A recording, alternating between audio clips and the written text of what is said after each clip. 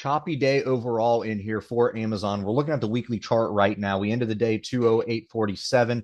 Currently, we are up against this white line. This was a previous support for us. It's now a new resistance. Now, this week is going to be key because we have to figure out, is this going to be a resistance or are we going to breach this? And is this going to become our support? That is the question. So this week is going to be a big week for us in here in Amazon, especially right around this 209, 210 area. That's kind of right where this white line is. That is the level that we're watching in here. That is kind of the main key player in here to see if we're going to be bullish and stay above that, or we're going to be bearish and stay below that. That is the key. So it's going to be a support or resistance. As of today, harsh resistance for us in here, right? So choppy on the day, $3 wide channel that we basically traded in. You have a $4 expected move by this Friday. So IV kicked in a little bit, got sucked out, got kicked in a little bit, sucked out again. That's what happens when you kind of chop in here. You kind of get some volatility in on those down moves. You lose it when it kind of peels right back up.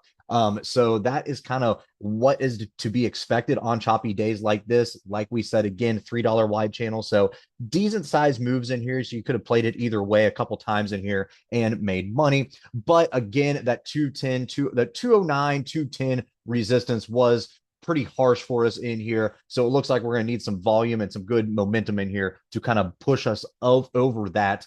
And then we can start working our way higher. Now, anything below this 210, which is currently where we're at. We're below the 210. We're looking down here at this 205 mark, and then below that, it is going to be this 202 right here. Anything above that 210, we're looking right around this 216.06 mark, and then above that, really a whole lot of nothing until you get up here to the 231, and that's on the weekly chart. If we go to the daily chart in here, you can kind of see where exactly your volatility has been placed in for the past week. You can see a little bit of a chop in here overall, and a nice run up in here at the beginning of June, and that had the little lull in here, and then kind of recovered, and now pull back in here for the past 4 days. So you can see we're kind of sitting right here on this 210, 209 resistance in here. It is going to be key. We are trading below that line right now. So that is kind of what we're looking for overall in here. Now, we mentioned that you do have a $4 expected move in here for Amazon on the week. If you go out to next Friday, right around a $6.27 move. The following Friday, right around 861, you go out to your July monthlies, right around a $11 expected move in here. So all in all,